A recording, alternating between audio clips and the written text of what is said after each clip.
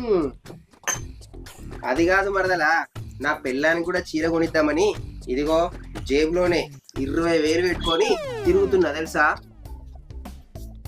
మా ఆయన కూడా మంచోడు. మంచి చీర కొనుక్కుంటారా చెల్లె? నాకు చీర కొనిస్తా అంటుండు. చెల్లె తిందు పాయే, ఎప్పుడు తిన్నావో ఏమో.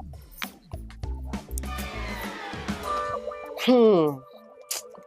నా మరదలొచ్చి నాకు 20,000 బొక్క పెట్టింది.